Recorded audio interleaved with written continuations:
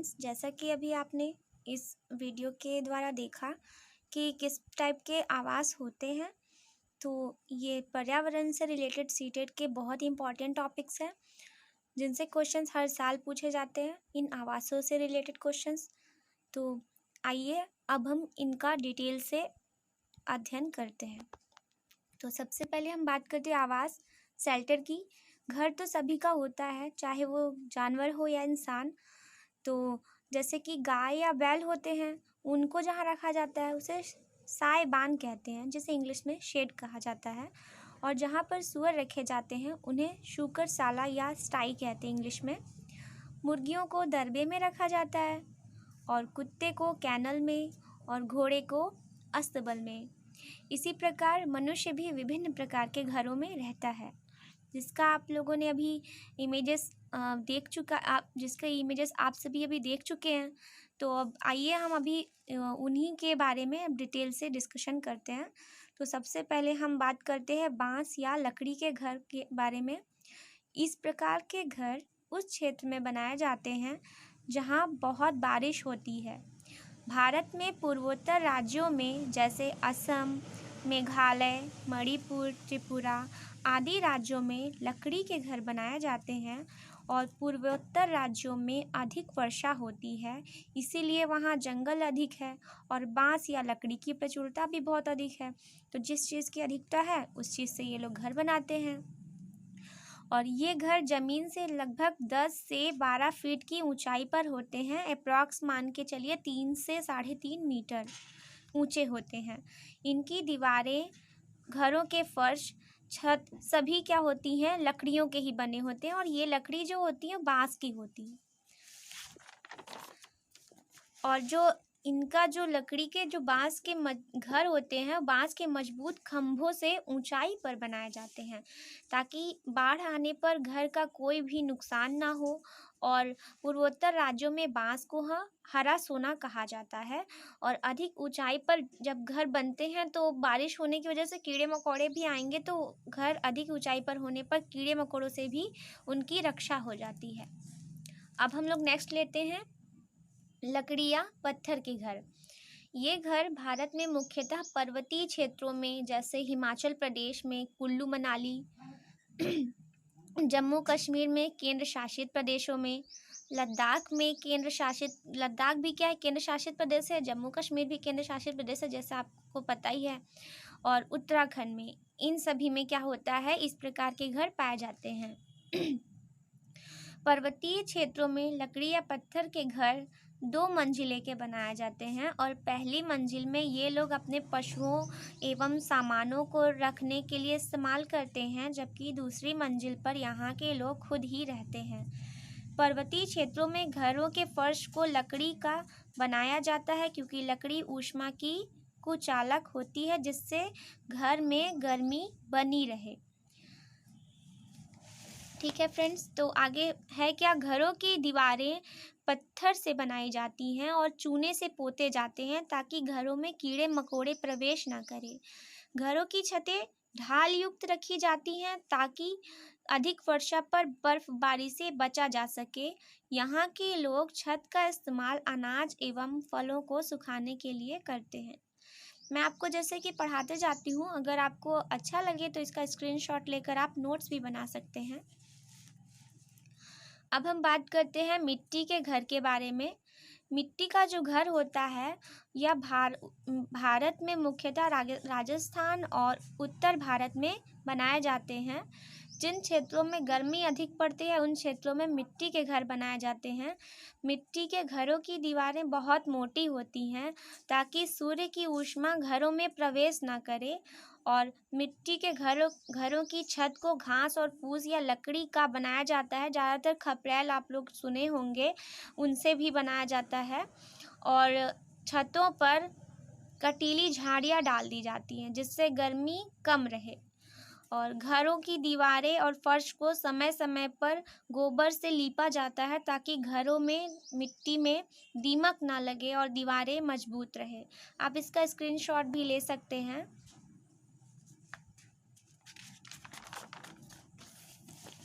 अब हम नेक्स्ट बात करते हैं बर्फ़ के घर, या जिसको हम लोग इग्लू कहते हैं। आप लोगों ने उसके बारे में सुना ही होगा। जो बर्फ़ के घर होते हैं या मुख्यतः ध्रुवीय क्षेत्रों में बनाए जाते हैं। ये मुख्यतः उत्तरी अमेरिका की ग्रीनलैंड के आर्कटिक क्षेत्र के टुंड्रा प्रदेश में निवास करने वाले एस्किमो जनजाति के आवास होते हैं, जिनको हम बर्फ़ के घरों को इग्लू कहते हैं। एस्किमो जनजाति के लोग जानवरों की हड्डी, खाल तथा बर्फ के सख्त टुकड़ों को जोड़कर गुंबदनुमा ये घर बनाते हैं, जिसका इमेज आपने अभी देखा है। और बर्फ के घरों की दीवारें दोहरीकरण से युक्त होती हैं, यानी डबलिंग कर दी जाती है ताकि घरों की ऊष्मा बाहर ना निकले और घर में गर्मी बनी रहे। घरों के दरवाजे बहुत ही छोटे रखे जाते हैं ताकि ठंडी एवं बर्फीली हवाएं घरों में प्रवेश ना करें। और एस्किमो जनजाति के लोग उच्च मांसाहारी होते हैं। आप लोगों ने भी देखा भी है इमेज में कि कितनी छोटे छोटे उनकी दीवारें, मतलब जो घरों की जो दरवाजे होते हैं बहुत छोटे होते हैं। तो आप स्क्रीनशॉट इसका ले सकते हैं। अब हम लोग नेक्स्ट आते हैं हाउस बोट। अभी आपने देखा है जैसे यह क्या होता है, ये अभी लकड़ी का ही घर होता है। हाउस बोट या नाव पर घर मुख्यतः जम्मू कश्मीर एवं केरल राज्यों में बनाए जाते हैं। इन बोटों की दीवारों एवं छतों में सुंदर नक्काशी की जाती है, यानी बहुत अच्छी डिज़ाइनिंग कर दी जाती है ताकि जो सैलानी आते हैं यानी पर्यटक जो आते हैं वहाँ पर, वो अधिक से अधिक क्या हो सके, इसमें आकर्षित हो सके। और जिन छतों पर जो नक्काशी की जाती है, जैसे कि ये लोग सभी पर नक्काशी नहीं करते हैं क्योंकि बस केवल सैलानियों को आकर्षित करना है, तो बस उन्हीं पर ही नक्काशी करते हैं, बाकी सब में नहीं। खुद के जिसमें वो लोग रहते हैं उसमें वो लोग नहीं करते हैं। और जिन छतों पर वो लोग नक्काशी करते हैं उसे हम उस हाउस बोट को ख़त्म बंद कहते हैं। कश्मीर में ख़त्म बंद कहा जाता है, और जिसमें टूरिस्ट रहते हैं। बिना नक्काशी वाले हाउस बोट को कश्मीर में डोंगे कहते हैं, जिसमें वहाँ के स्थानीय लोग रहते हैं, जैसा कि अभी मैंने बताया। और इसमें अलग अलग कमरे भी होते हैं। अब हम बात करते हैं लेखा एवं रेबो की। लेखा एवं रेबो चांगपा जनजाति के लोग जिन अस्थायी घरों में निवास करते हैं उसे रेबो कहा जाता है। और चांगपा जनजाति के द्वारा जिन घरों में अपनी पश्मीना बकरी को पालते हैं उसे लेखा कहा जाता है। रेबो याक के बालों की पट्टियों के टेंट होते हैं। फ्रेंड्स, तो आपको बिल्कुल भी इसमें कोई कन्फ्यूज़न हो नहीं रहा होगा क्योंकि पश्मीना बकरी के बारे में मैंने अभी पिछली वीडियो में बताया ही है। और जो चांगपा जनजाति होती हैं वो पश्मीना बकरी को पालती हैं। और कहाँ पर होती हैं ये लोग? लद्दाख में। तो आपको ये भी याद हो गया होगा। तो लद्दाख में होती हैं, और जहाँ पर बकरियाँ रहती हैं उसे लेखा कहते हैं, और जहाँ पर वो जनजाति निवास करती है उस घर को रेबो कहते हैं। पेड़ों पर भी आपने घर देखा होगा। पेड़ों पर घर विषुवत-रेखीय क्षेत्रों में निवास करने वाले पिग्मी जनजाति के द्वारा बनाया जाता है। और पिग्मी जनजाति अफ्रीका में कांगो गणराज्य में निवास करती है। पिग्मी जनजाति जंगली जीवों से सुरक्षा की दृष्टि से अपनी झोपड़ियाँ वृक्षों पर बनाते हैं। जनजाति हैं वहाँ, जंगली जानवर बहुत ज़्यादा होते हैं अफ्रीका में, तो वहाँ पर क्या करते हैं ये जनजातियाँ अपने जो घर होते हैं वो पेड़ों पर ही बनाते हैं। इनकी झोपड़ियाँ मधुमक्खी के छत्तों की भांति गोल होती हैं। आपने इसका देखा भी होगा इमेज, मैंने दिखाया भी है। लंबा लंबा गोल सा रहता है और पेड़ों पर रहता है। तो आप इसका स्क्रीनशॉट ले सकते हैं फ्रेंड्स। नेक्स्ट हम लोग बात करते हैं बुशमैन जाति के आवास के बारे में। ये बहुत इंपॉर्टेंट क्वेश्चन है। अक्सर पूछा जाता है कि बुशमैन जनजाति कहाँ निवास करती है, तो ये अफ्रीका महाद्वीप के कालाहारी मरुस्थल में। या फिर ऐसा पूछ सकता है कि कालाहारी मरुस्थल में कौन सी जनजाति निवास करती है, तो बुशमैन जनजाति। तो कालाहारी अफ्रीका महाद्वीप के कालाहारी मरुस्थल की आखेटक जनजाति बुशमैन लोग स्थायी व पक्के मकान नहीं बनाते हैं। ये लोग मौसम की कठोरता एवं जंगली जानवरों के लिए गुफाओं, मतलब उनसे बचत के लिए झोपड़ियों, गुफाओं एवं टेंट में रहते हैं। ये लोग अपना कोई एक फिक्स घर नहीं होता इन लोगों का। अब हम लोग बात करते हैं एक मतलब डिफरेंट टाइप का घर है। एक होता है युर्त, एक होता है अर्स। थोड़ा सा याद करने में आपको मतलब कि प्रॉब्लम हो सकता है, लेकिन एक बार 2 बार पढ़ेंगे तो याद हो जाएगा। एक होता है युर्त, एक होता है अर्स। तो क्या होता है युर्त? युर्त जो होते हैं ये चमड़े के बने घर होते हैं, और खिरगित जाति के लोगों का जो ग्रीष्मकालीन आवास होता है उसी को हम लोग युर्त कहते हैं।